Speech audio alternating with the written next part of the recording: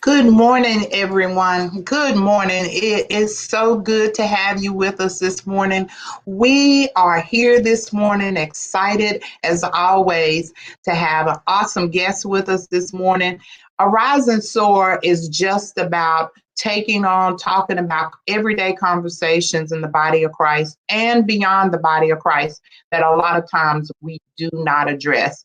So this morning, our topic is going to be about mental health and taking care of us. So get your cup of coffee. I'm right here with you. I've got mine.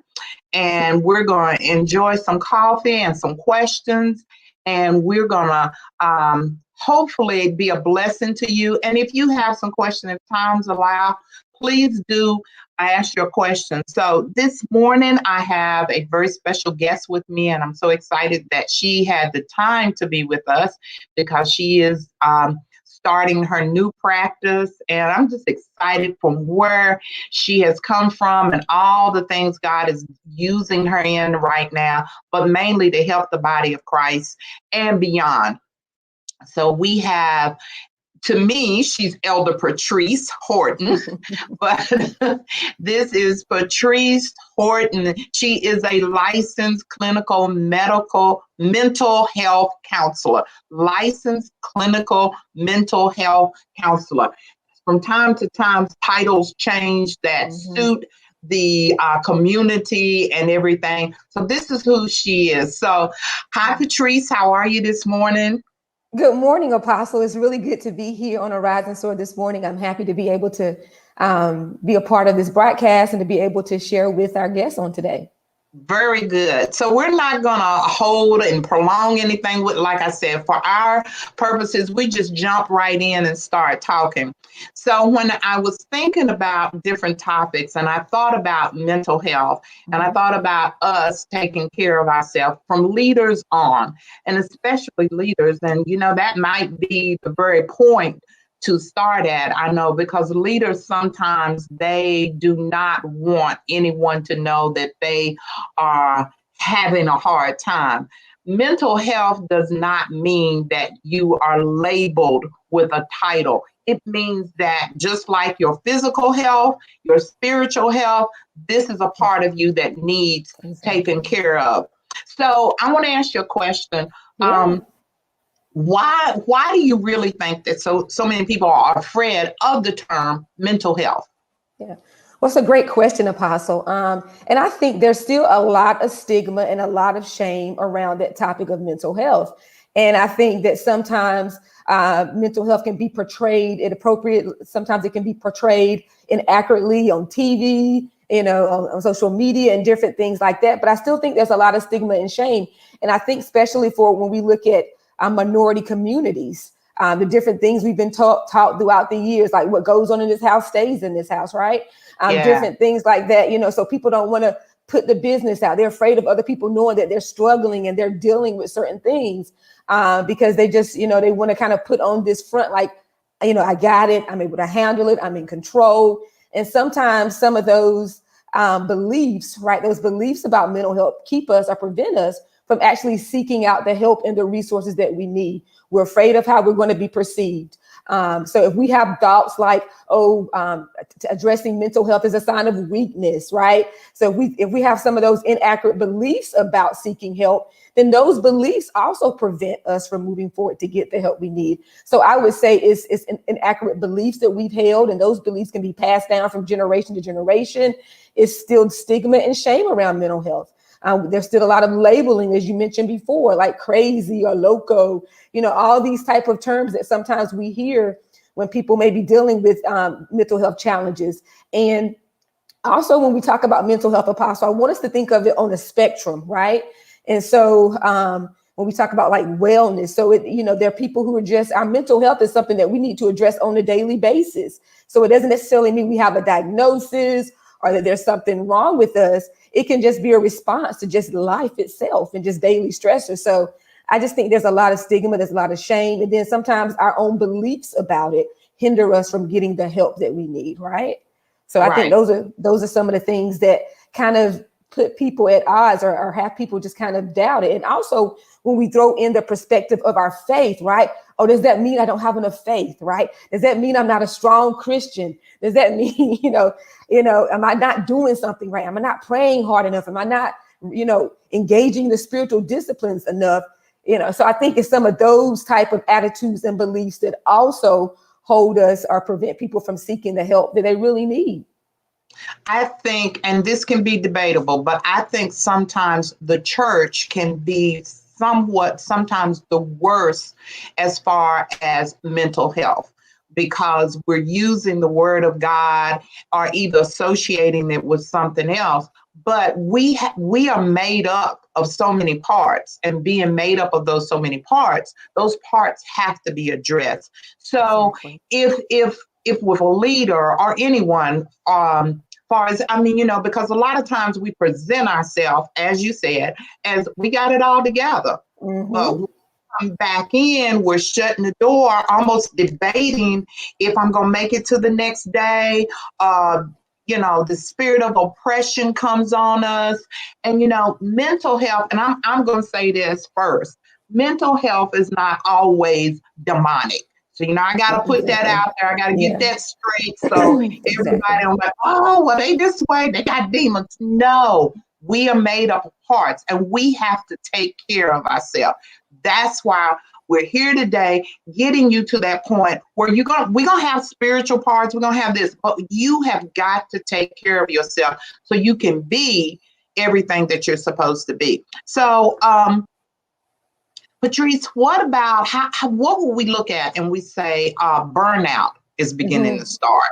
Mm-hmm. Yeah, so some signs or some indicators that we're starting to experience burnout. Sometimes they use words like compassion fatigue, different things like that. Is we have to look at, okay, are we becoming irritable? Are we becoming snappy? Do we feel like really drained? Do we have lack of empathy? So one time we would have been able to empathize with others, but now we're just kind of like, don't even have empathy or really that care and concern that we need, right? Are we having issues with our sleep, right? Are we trying to go to sleep, but then, we're having different intrusive thoughts, or we're thinking about different things that have happened throughout the day and replaying or rehearsing those type of things. So it's impacting our sleep. It's impacting our relationships, right? As well as our mood. And so those are some signs that, maybe I'm starting to get burned out. Maybe I'm overwhelmed with that sense of feeling overwhelmed, that frustration, that what I call low frustration tolerance, right? So every little thing seems to set us off, or every little thing seems to just bother us. Those are some signs that we are experiencing some burnout or some fatigue, right? So as pastors, as leaders, as mental health professionals, we have to also make sure that we're doing the things necessary to take care of ourselves and to combat, right, or to address burnout and compassion fatigue, because it can sneak up on us, right? We're doing the work of the Lord, we're helping people, we're giving, and so all of a sudden, if we're not careful, if we're not mindful, we'll find ourselves when we're totally burned out, recognizing it, right? Not even recognizing it until we're kind of already there, so to speak.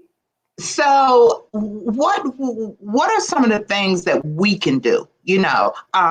So we get to this point, we recognize we're irritable. We recognize that, hey, I don't know why I want to go to bed every night at 6:00. I don't know why I can never sleep. I don't know why I've got to be doing something all the time.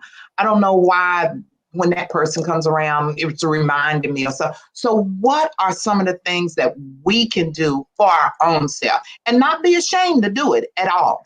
Yeah. Great question. I think one of the things that help us combat the burnout or compassion fatigue, and we've heard this word a lot, but really putting boundaries in place, right? And really kind of adopting that mindset that we don't have to be superwoman or superheroes, right? And so I think that we feel sometimes as helpers, as pastors, as leaders, we have that drive. We want to help people, but kind of putting some boundaries and putting some things in place so that we're helping people in a way that's not depleting or draining us, right? And so putting boundaries in place, putting accountability in place so that we can say, okay, these are my limits, right? This is kind of where, being able to see that, okay, I want to be able to help. Let's revisit this again on a different day, right? Or let me talk to you on tomorrow. And I think it's okay to put those boundaries in place, because if not, then people will feel like they can just kind of come to us all the time. Like we have this 24 access and availability mindset. And a lot of times people kind of feel like, oh, my pastor should always be, accessible and available to me at any time. And I think that those type of mindsets kind of lead to pastors being burnt out. So I think some of the things that we can do, one is put boundaries in place, right? And another thing, when we talk about self-care and different things like that, letting it be more of a lifestyle than an event, right? So sometimes we say, it's not just about a spa day, right? But it's really about incorporating things into our daily lifestyle that lend themselves to self-care, right? So some of those things that lend itself to self-care are things like exercise, right? Things like our diet, nutrition is a big piece as well. And we talked about this, getting enough sleep. If you're not getting enough sleep, you're going to be cranky. You're going to be irritable, right? You're not going to be able to focus and concentrate on your work or taking care of your kids, right? So those type of things. So we exercise, right? Incorporating that to a lifestyle. And it doesn't have to be, a major thing, but taking breaks throughout the day, right? Something as simple as getting up throughout the day, periodically taking a 10-minute break, do some deep breaths, take a walk, right? Things like that can also help. Also, another thing is like gratitude, right? Using this sense of gratitude, because this is a big one. Our brain sometimes is wired and triggered to find the negative things, right? The distressing things. But incorporating some type of element of gratitude, whether it is intentionally kind of at the end of your day, what was something that made me laugh today? What was something that I was grateful for today? What was something that was said to me that, boosted my spirit? So practicing gratitude. So being intentional about looking for things that we're grateful for goes a long way with our self-care. Also making social connections. And I know this has been a little bit difficult in the COVID era, right? Trying to maintain those social connections with people has been a little bit challenging, but hey, making those social connections so you don't feel as isolated and as alone, right? So whether it's the Zooms or the chats or however you make those social connections, try to make sure you're having those as well. And also, Apostle, when we talk about self-care, using things like humor, right? We know that laughter is like medicine to us, right? That's and I also always keep a person around me that's the pocket of laughter. I know if I pick up the phone and I call, they're gonna say something that's just gonna make me laugh. Yes. Yes, exactly. So those things go a long way with our self-care, and also making meaning out of challenges, right? So challenging events, making meaning out of that. What have I learned? What can I learn from this? So just trying to attribute some sense of meaning to the different challenges that you face. So not only are some of these things what we call self-care, but these things also build resiliency, right? This ability to kind of bounce back after we experience challenging things. Also making sure this kind of goes in hand with our boundaries, that we are aligning ourselves or engaging in things that align with our values and with our goals, right? So we are engaging in activities and things that are in alignment with our values and our goals, right? So there's no discrepancy there. Those things are very helpful to us as well.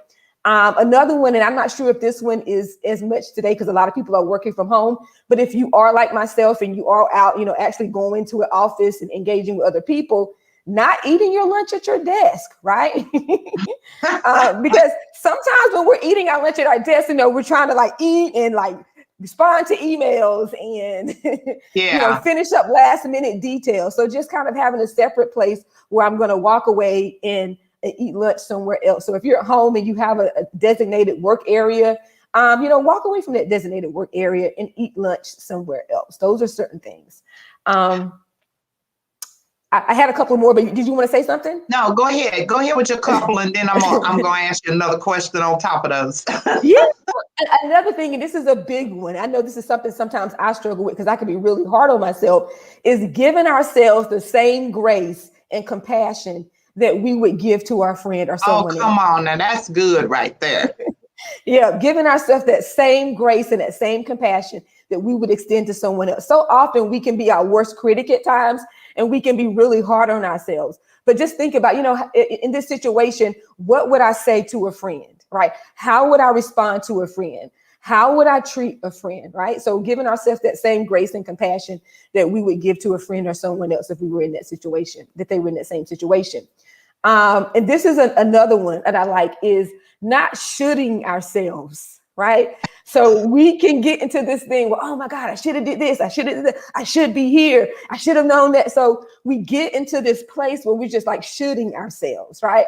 And all that does is just create more anxiety, more tension, more distress, more turmoil within ourselves, because we're comparing ourselves and saying where we should be, as opposed to just kind of recognizing where we are in that moment and acknowledging that and just being okay. And maybe, working on a plan to get to where we want to be. So shooting ourselves, that's another big one that sometimes a trap that we fall into. And lastly, I want to say is just like giving ourselves permission to be human. Oh, please. Come on here with that one right there. Yeah, giving ourselves permission to be human, right? And to realize that I am enough, right? Yes. And so sometimes that is a shift in our mindset, because we're always kind of on this rat race trying to do the next thing, attain the next level, reach the next goal. And so we kind of get into this hamster wheel of kind of going in circles or going in cycles. But giving yourself permission to be human, you're going to make mistakes. You're going to have mishaps, right? Things are not going to go your way, but realizing those things, when those things happen, they don't define who you are, right? Absolutely. Absolutely. So adapting the mindset that I'm good enough regardless, right? Giving yourself permission to be human. I think these are some different things that people can use to help combat compassion fatigue, to help with self-care, and incorporate it more into a lifestyle type of situation versus seeing self-care as an event. And these things Very good, that will very help. good, very good. Those are some great things. And I want to take a moment right here and just let our viewers know that, if I know a lot of you probably don't have therapists. You need a therapist. Everybody needs one, somebody can talk to. Exactly. Right here, I want you to understand that what we're bringing you on a Rise and Soar on a monthly basis is the ammunition that you need to arise and soar. Because if you constantly doing something and your mental capacity is not at that full place, you'll never get to the soaring part. So we want you to take the time often throughout the broadcast. You're going to see where you can cash out Patrice and sow into her. And this is just how it goes. We need to sow into each other. So you can sow into her, be a blessing to her as she is starting her new practice, as she is being a blessing to so many others. And of course, if a Rise and Soar is a blessing to you, of course, you can sow directly into me also. So I want you to know that throughout, we're going to be putting it up from time to time where you can do some sewing, because we want to bless the people that God has allowed us to be in connection with on the broadcast also. So I want to get back to, and her cash app is $PA Horton 1. $PA Horton 1. That's her cash app. And let's be a blessing to her as she continues to give us all this ammunition here and get us to that point of moving forward. And if Rise and Soar is a blessing to you, you can also sow directly. And my cash app is $Rise and Soar. And my PayPal is Rise and Soar 2020. Rise and Soar 2020. And my Zelle account is Shirley R. Brown at att.net. $Rise and Soar, PayPal, Rise and Soar 2020, Shirley R. Brown at att.net, Zelle. So let's get back into this talking and whatnot, and we'll be putting those back and forth up. But when we were talking about self-care, and I pray that you all are sharing this with people, we're on different platforms. Please share this, because this is a stigma that is with a lot of minorities and church people. And that's what we're coming here to break all that with information. See, it's a lot of things we don't do. It's just because we don't have the information. And so now we're trying to give you that information. Now let's go back. And we were talking about some of these things that we could do. One thing I thought of, and all of us are pretty much operating with one of these. Yes. Or maybe two of these, or some of us may have three of these. But one thing I want to recommend to you, and if you want any input into this, Patrice, it is absolutely fine. We have these phones and all this, but they have a good device, a good setting in them, and it's called Do Not Disturb. You can set a time for you to go to bed, even if you don't go to sleep, but begin to start setting the time for you to wind down. It should be at least an hour before you intend to go to bed. And then cut the TV off. Just lay there. Listen to some quiet music. If you don't want to listen to music, just lay there. Be still. We as people cannot be still. And we've got to constantly be doing something. So we need to get into the do not disturb settings. Set a time to go, set a time to get up. We need to start learning how to get up before the last minute, because it does something to your brain cells. It allows you to breathe deep. It allows your brain cells to become activated, and you can keep moving and do things throughout the day. So that's a feature that I wanted to talk about, because this here thing right here, like I said, this is most of our lives. It is. Yep. And it has a good feature with it. So it's not bad when people talking about myself. No. It has a feature, but you need to learn how to use it. Get on Do Not Disturb. My phone will not ring until 7, I think it's 7:45 or something like that. I don't even remember. I done got so used to it now, I just kind of lay it to the side, you know. And so we've got to get in that, because we will be better at helping others if we take care of our own self. Patrice, now I want you to talk about a word that we don't use a lot. Okay. And I didn't tell her what the word was, so everybody get ready. All right. But she gonna work it. There's a word that we should have in our vocabulary, that we should use it, and we should use this word because it will build us and it will build others. And it also goes along with setting boundaries. That word is no. So, Patrice, I'm gonna let you talk about the beautiful word no. Yes. And you know, as you were talking, I was like, I think she's going to say the word no. I wasn't sure. But exactly, it goes hand in hand with the word boundaries, right? So saying no, and I got this, I think from Dr. Williams, and she always says no is a complete sentence, right? No is a complete sentence. And so one of the things, and you know, those boundaries help protect us, right? They help safeguard our emotional space, our emotional energy, and sometimes physical as well.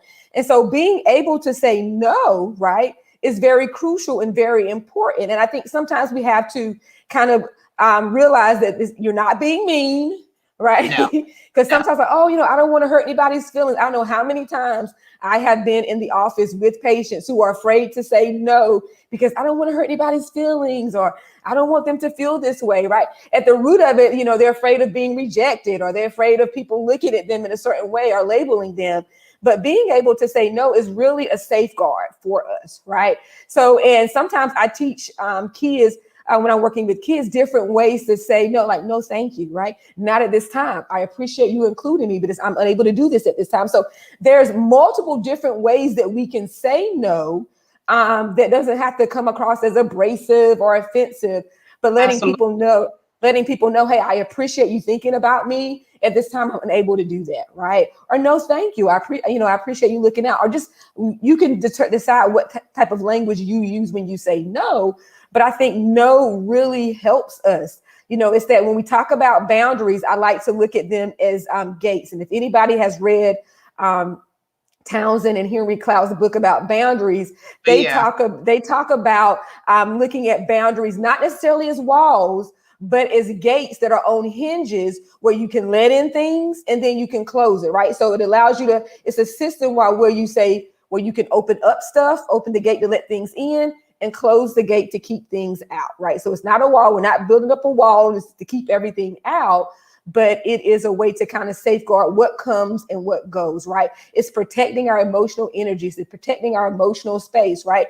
And I think that's important to be able to do that. And I think that when we get in a habit of doing that, people will respect us, right? Mm-hmm. People will appreciate us saying, okay, I understand, right? You know, maybe there's some other priorities that you have at this particular time and you would really love to do that, but hey, you just can't do it at this time.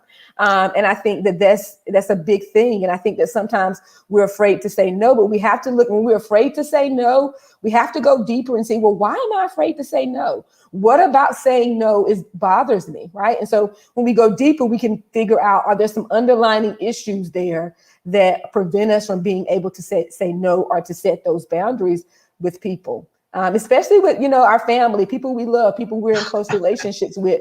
I think that that's important as well. And sometimes you don't always have to answer the phone. When it rings, right? All right. Feature. That's another feature on this, on my little favorite thing. It's called voicemail. Exactly. Right. And I think for us, it's also knowing, hey, I'm in a funky place right now. Maybe this is probably not the time for me to be responding to people. So I'm going to let that go to the voicemail and I'm going to respond to that at a later time. Right. Absolutely. And like the same thing with an email, right? I'm going to respond to this email at the same time. Because what will happen is if you're like me and you can get into this kind of worker bee mode, it's like you're saying, okay, I'm going to take a break after I do this, but there's always something. And so you end up never really pausing, taking a break, taking that time for yourself because you keep telling yourself, oh, after I do this task or after I get this done, but you have to say, hold up, this can wait till tomorrow, right? that can wait till tomorrow, right? Don't try to do everything all at one time. So chunking things up and breaking things up into smaller tasks and kind of dividing them out or distributing them among a period of time is also something that can help us. But saying no is crucial, right? And it's okay. You're not mean, right? Right. It's just that you are, also making sure that in the process of caring for other people, you are taking care of yourself. One of the things that you said previously or a minute ago, it made me think about whenever we are on airplanes and the airline attendant is going over the safety instructions. And if you have a small child, the first thing they tell you to do, right, is you, as the adult, put your mask on first, right?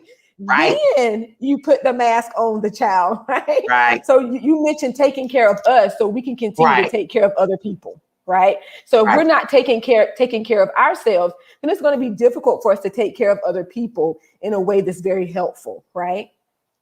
I think that answers the next question, because my next question, I kind of was going to think about, why do we jeopardize our own selves while we're caring for other people? Because we want to care for them, but if we don't take care of ourselves, we can't take care of them. And I don't think we look at it like that. And I think sometimes we just continue to keep pushing forward, keep pushing. I'm going to tell you in a minute, I'm about ready to sit down, about ready to shut down. I'm done. Let me go watch TV. Let me watch a movie. And when it's football season, I'm in the football. Leave me alone. It's just like that. We have to get to the point where we recognize who we are and stop jeopardizing our own self. Because a lot of us walk around in a state of depression because of the simple fact we're not taking care of ourselves. Yeah, I would definitely agree that, we do. There are people walking around what I call it like functional depression or low level, low grade type of depression because they've just simply taken on too much. And so I think it's important, as you've said and reiterated, that we do have to take care of ourselves. We do have to manage our emotional space, our physical space.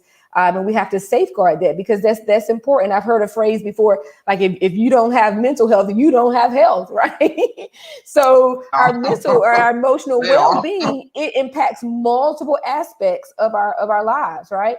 So I think it's definitely important for us, to be able to recognize, well, why do I feel the need to go, right? What's behind it? What's driving that, right? And address the underlying issues. And I think sometimes it's our beliefs about things that keep us driving, that keep us on that thing. Like, I have to do this. I have to do that. I don't want nobody to say that I'm not being a good pastor. Or I'm not being a good leader. You know what I'm saying? It's those type of messages that sometimes that are coming up in our mind is keeping us kind of in this work or be kind of go mode. But realizing, that, hey, you have to take time to take care of yourself so that when you are helping people, your best self is showing up, right? And not your tired self, not your irritable self, not your grumpy self, right? Because Patrice, I don't think that sometimes leaders and then business owners, because this is just not for church leaders, but this is for leaders, business owners, whatever the circumstances can be, healthcare workers. I don't think that we understand that sometimes our projection can really take us into a tailspin. It can take us into a tailspin. And then it just seems to go each day after that. Well, avoid her at this time because something is going on. And really, if she had or he had addressed that, then something wouldn't be going on. So I think what I really want to say to those that are viewing, look, if you need some help, get some help. Don't be ashamed. Don't be ashamed to sit back, have a conversation with somebody. And now, Patrice may not agree with me on this, but and sometimes you don't need to not talk to someone that you know, because sometimes that can really, really, if they're not going to be straight with you, that can just be like a Band-Aid, or that can only harbor codependency. And so you gotta be selective, and you got to have the interest for yourself. So now let's talk about this, the biggie, Okay. the pandemic. Okay. Because we know for certain it has affected everyone. No one has been exempt. The children, they can't go to school. So how are their little minds functioning with all of this? This has affected everyone. And if everyone is the same from when it started, then I don't think we're all telling the truth. Simple as that. So let's talk about that, the pandemic and our mental health. Yeah, no, I think you're right. It's all impacted us in some shape or form, right? In some way or another. Mm-hmm. And just this sense of being not socially disconnected. Sometimes you can feel socially disconnected or isolated because the typical or the normal things that I think it's letting us see that there are a lot of things that we took for granted, right? There, the impromptu. Oh my. Yeah, the impromptu kind of family gatherings or the gatherings with friends, being able to go out, right? Just a lot of things that is showing us that wow, I took a lot for granted. It's showing us just wow, not being able to have access or not to be able to do those things because it's just not safe, right? And so I think that along with everybody else, is taking its toll on healthcare professionals.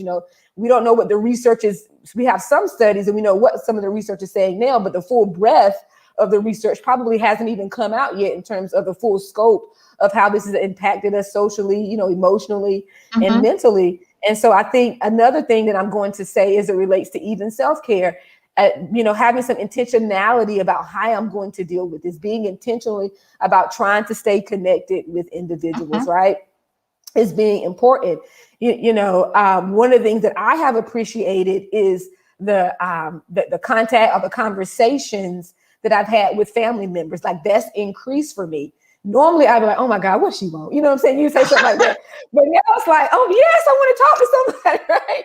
It's like, yeah, man, this has been like my saving grace. Someone reaching out to me, someone calling, someone checking in, those type of things. I have really learned to value those things. And I probably didn't value them as much as I do now prior to the pandemic, because right. I just took that for granted that I could always talk to them or go over to their house or spend time with them. So I never really thought about the importance of just that social connection, being able to have communications with other people. So, I mean, it's a lot. It's impacted people. People's anxiety have increased. Like you said, that low grade depression, right? Kids not having that social interaction at school. That's a huge part of kids' social emotional development is that pure interaction, that play, right? And then we talk about the stress and the strain that's being on parents having to step into roles of teachers, right? And not necessarily getting that break. So, from wake up to bedtime, they're constantly there in the house with their kids, with the same people, right? So, at one point you would get up, you would go to work, you would have that little bit of separation, that distance, that break. Everybody mm-hmm. come back home, kind of check in with one another. But just that constantly kind of being in those close quarters, that can just breed, frustration in itself mm-hmm. when you're just in close quarters. So I think that it definitely has impacted us all in terms of how we deliver services, right? At one point, I think they were saying something like Zoom fatigue, because everybody was using Zoom and all of these other mediums to engage with other people.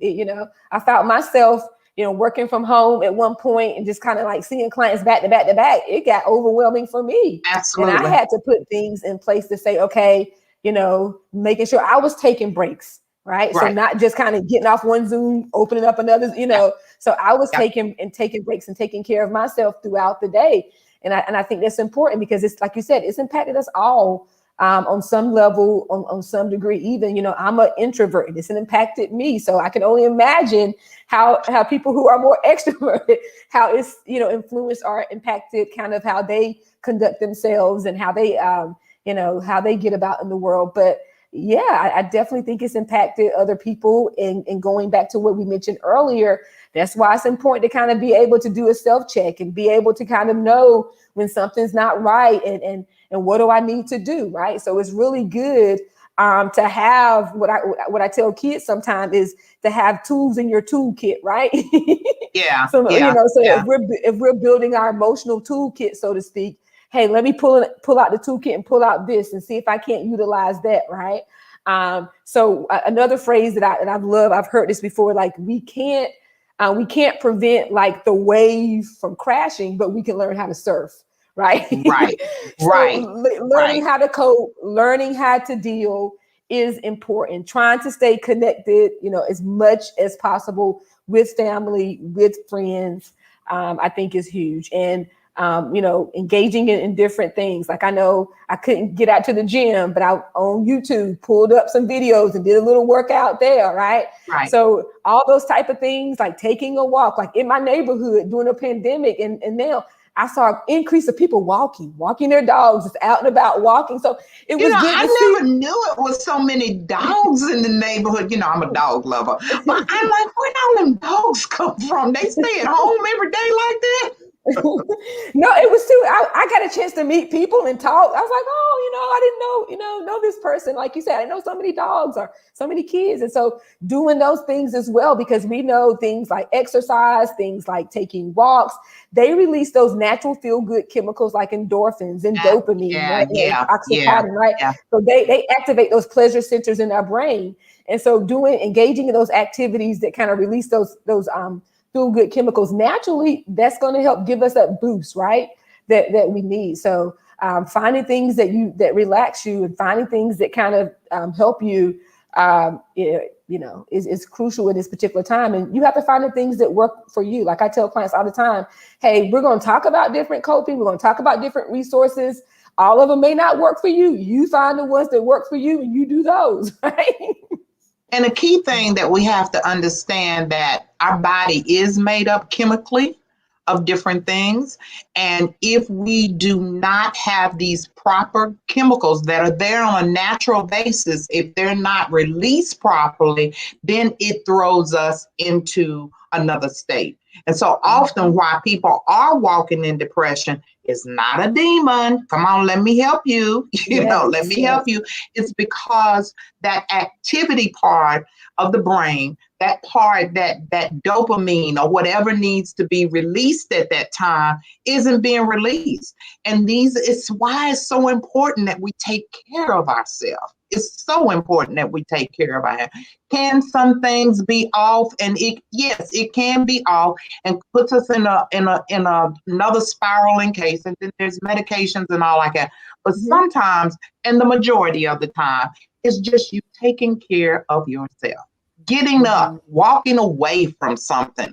If you can't get the problem solved, it's not solved. Walk away. Walk away, come back to that. What about circles of people? Now, I know this one's going to be something. Okay. Because we've given a little bit of preventative measures and whatnot. Sometimes we have to dismiss people to have good mental health.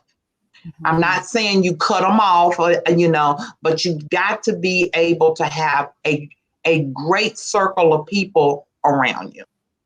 We are created to be in fellowship. So when people say, well, I don't need nobody. Oh, yes, you do. Because we are created to have fellowship with one another.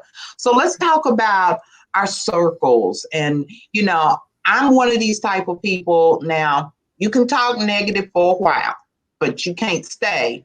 You got to go. And I'm going to tell you point blank, that's too much negativity. And all of that, unless you're going to listen to what I have to say, I really can't get all caught up in that, and I just won't, because it'll pull me into a place, when you are a person that's in an area where that's what you do is work with people all the time. If you work with them professionally in clinical settings, if you work with them professionally in ministerial settings, all of that right there, you've got to be selective when it's off hours. You want to talk about that a little bit, Patrice? Yes, you've already said it, but exactly. I'm just going to report, exactly. We do have to be mindful. We do have to be careful, right? So I think it's important to kind of be able to monitor that, right? To be able to, it goes back to those boundaries. Now, even if you are in the same house and you can't necessarily get away from a person that may not be healthy or be toxic, going to a different room, going to a different space, putting some distance and space that way can also help. But I think also just recognizing that, hey, this is not a healthy, or there's a level of toxicity in this relationship.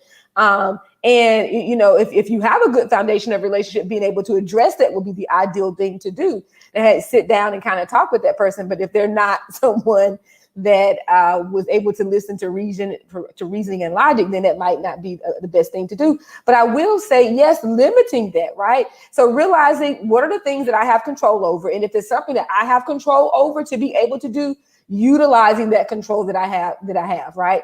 To say, I have control over whether or not I pick up this particular phone call, whether or not I go over here, whether or not I talk to this particular person at this particular time, right? And I think that's okay. It's important because we want to make sure that we are surrounding ourselves by people who are uplifting and encouraging, right? So, in relationships. So we do know that relationships, healthy relationships, tend to be reciprocal, right? They can give and they're take. They're not one-sided. Right. So making sure that you are in relationships that are reciprocal and that are healthy. And when you recognize that maybe I'm not in a relationship that's reciprocal or healthy, then realizing, hey, I can do something about this, right? I can address this issue if it's something that can be addressed, right? If it's something that you feel like, oh my God, I've been trying to address this forever and it's not going anywhere, then putting some distance is okay as well, right? And I think that sometimes as believers, we're like, oh no, I can't do that, and I'm not being a good Christian, or things of that particular nature. But no, it's okay to have boundaries as a believer. It's okay to be able to have, sometimes we have to have tough conversations with people, right? Or we have to have what I call just real conversations with people, right? And be honest and be open and be transparent about how their behaviors, how they interact, how that impacts you, right? And hopefully if they hear that, they can take that and get on a course to maybe change some of the things. But if they're unwilling to, or if they're just in denial, then it's okay just to move on, right? Just keep it cordial. Keep it, we're acquaintances. We'll check in with one another, keep it like that. Everybody may not be in that friend kind of category, So I think it's okay. And as long as we're okay with it, I think that's the main thing. But what happens is sometimes we're not comfortable with setting that boundary. We're not comfortable with that. So then we allow things to go on longer than they need to go on, right?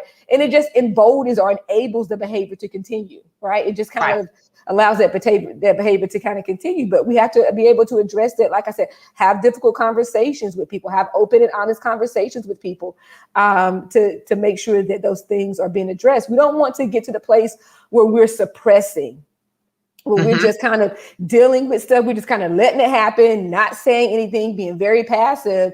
And then we have these things where we just kind of explode or erupt and people are looking at us like sideways, like we have three faces or three eyes.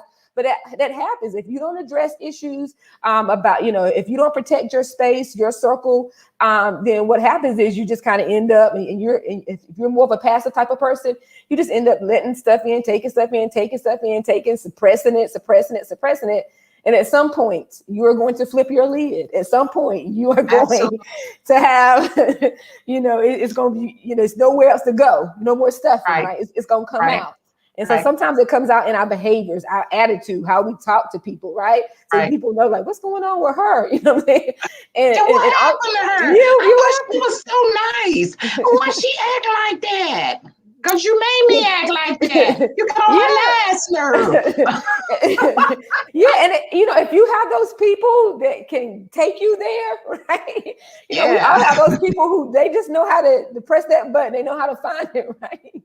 And we all have buttons. So let's be honest this morning, because what we are presenting to you is that we want you to understand that we all of us and everybody that's on here listening, we do have buttons and they can be pressed. But what it is that we want to present to you this morning, more than anything, is that you understand that you have to take care of yourself.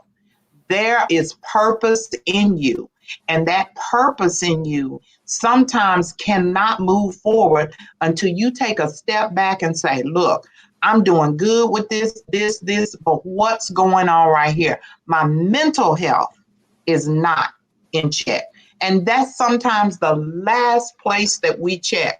And it really should be the first, because the Bible tells us that we're supposed to have the mind of Christ. Well, we can't, I don't believe that Christ has these issues. He felt them because, hey, he felt everything we felt. And so that's how we can go through some of the things. So when he got in a depressive state, he went away. Yep. And took care of himself. Yeah. So for y'all that don't think we know what we're talking about, he did that himself. He went away and took care of himself. He had to get away from all the people. He had to go and rest. And so that's the very thing that we have to do, because if not, then we start hearing the voices of how we're not good. When we are good, when it's only us talking to ourselves, we're trying to convince ourselves. No, you're so right. You're right, Apostle. I was thinking about that same thing when you were talking before you said it. That Jesus took these moments to withdraw from the crowd, right? Absolutely. To go off and to pray and to, and to spend time alone with the Father. Yeah. Right? So he took that time to kind of, I call it like refueling your tank, right? Yeah. So to speak.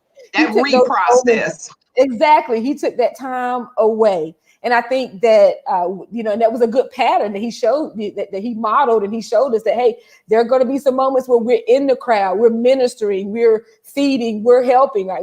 But then there are times where we also need to kind of get away. And he even got away from his disciples. There were times he got away from the 12. Just not the crowd, but sometimes he got away from the 12. So I think that, it's important to recognize that, hey, if I'm going to continue to minister, if I'm going to continue to pour out, am I pouring out of my overflow? And I remember you talking about a message about, ministering or come from the overflow versus, our own empty or the reserves or different things like that. And God wants us to be in a place where we are ministering out of our overflow, out of the abundance, right? And so part of us being able to minister out of the overflow and out of the abundance is us making sure that we are taking the time to refuel, right?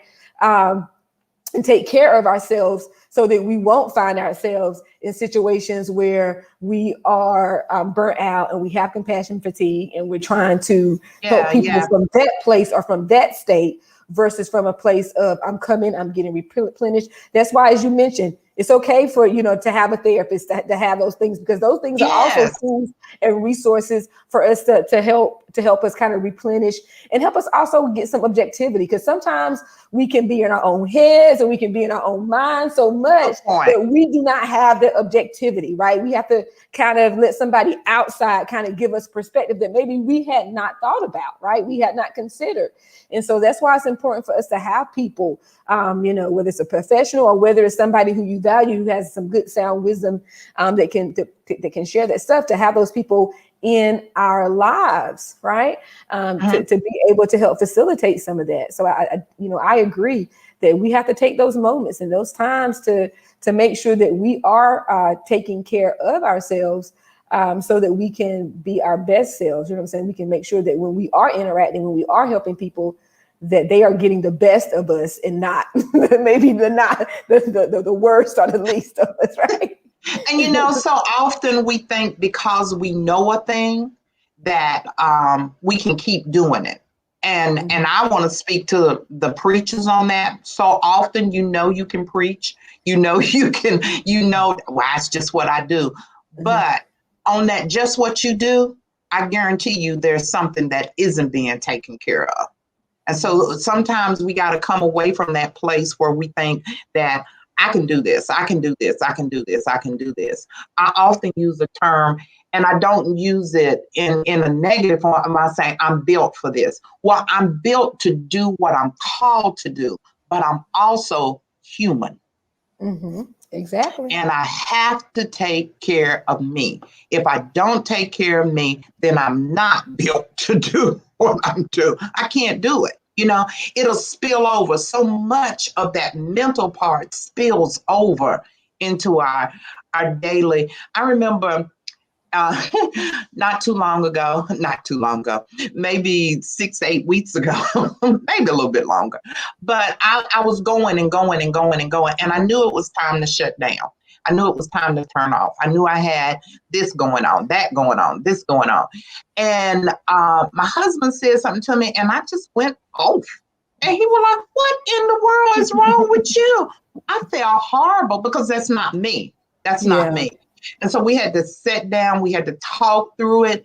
And I mean, we're fine. But I'm just saying, that's what will happen to you. That's what will happen to you, to the best of us. Exactly. So I hope today that we have dispelled some myths for you. We have opened up a whole lot of information, that you will seek out counseling, that you will seek out whatever you need to seek out, but get some help for you.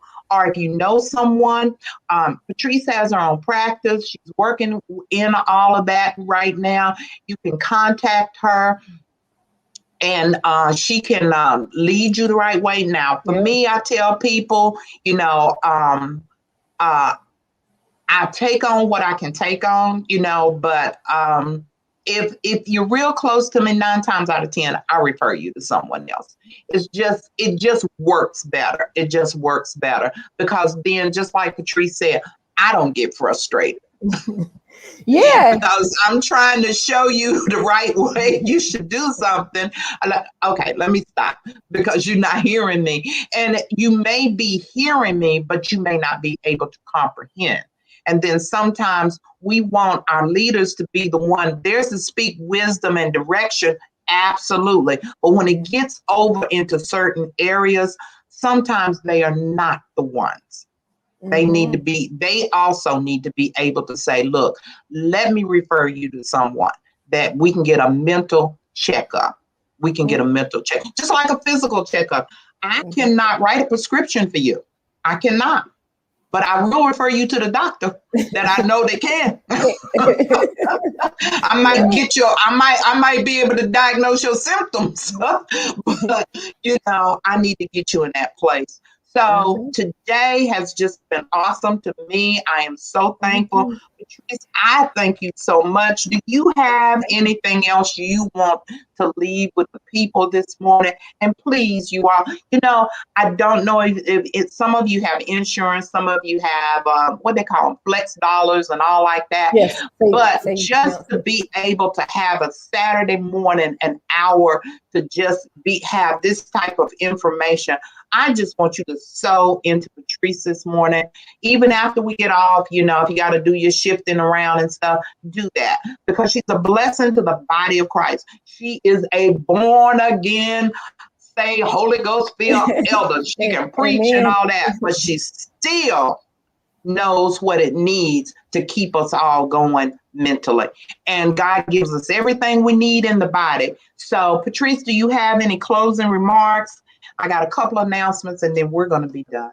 Yeah, right. Briefly, I just want to say thank you, Apostle, for this opportunity and for this time to be able to share. I love the premise of your show in terms of arise and soar. And yeah, we want people to be able to soar. We want people to be able to reach that destined place that God has called them to do. And a part of reaching that destined place and walking into what God has called you to do is making sure that you are taking care of your whole self, right? Just not your spiritual self, but your emotional and your mental, your physical self. So, it's important that we're having these conversations to bring awareness of the importance of your mental health. If you need help, please reach out to get help. I make referrals. I have people that I can refer people to if you need someone, because, if I'm close to you and I know you, I don't necessarily counsel you because that's dual relationship and unethical for me as a licensed counselor, but I can make a referral. I mean, and even sometimes when I am, working with clients, I always do a consultation to say, hey, am I a good fit for you? Tell me a little bit about what's going on. Tell me, and I can match what your issue is with my clinical experience and background and say, okay, I think I'm a good fit with you. I can work with you. And then sometimes I'm like, you know what? I think you may be better served. There may be someone else that may be able to assist you better. And I just refer them on. So, make sure that you are taking care of your mental and emotional health. That's very crucial. for us to be able to do that, taking care of yourself so you can take care of the people who you love and care about. Thank you, Apostle.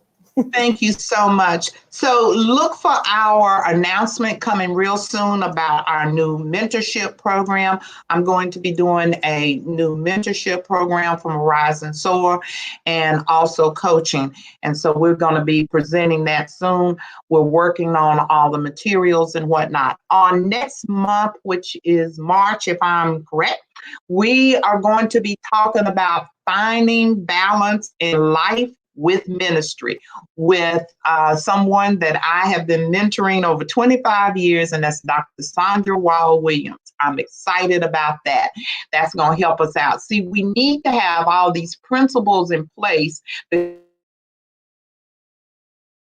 because when we go back into our church, ready to start our new business and everything, these are things that we were too busy beforehand that we didn't address, that we can have addressed, and we can just keep right on soaring right into that next place. So again, we thank you all. I personally want to thank the behind the scene team. Those people are not often spoken of. So I want to celebrate our media team this morning. Josh and Thamila have been absolutely awesome. Thank you so much. Thanks, Ursula. Thank Krista for all that you do to make Arise and Soar and SRB Ministries moving to the next level. So thank you all for turning over or getting up this morning and joining us. All right, have an awesome day. Remember the ways to sow. Of course, $ for Patrice is $PA Horton 1. If you want to sow into me directly, into what I'm doing in the kingdom, it's $ Cash App Arise and Soar. My Zelle account is Shirley R. Brown at att.net. My PayPal is PayPal Arise and Soar 2020. So we speak blessings over you for the day. Go and enjoy your day. Go and enjoy your day. Take a walk. Get ready for your plan and say, hey, it's time for me to arise and soar. All right, we'll see you next month. Bye-bye.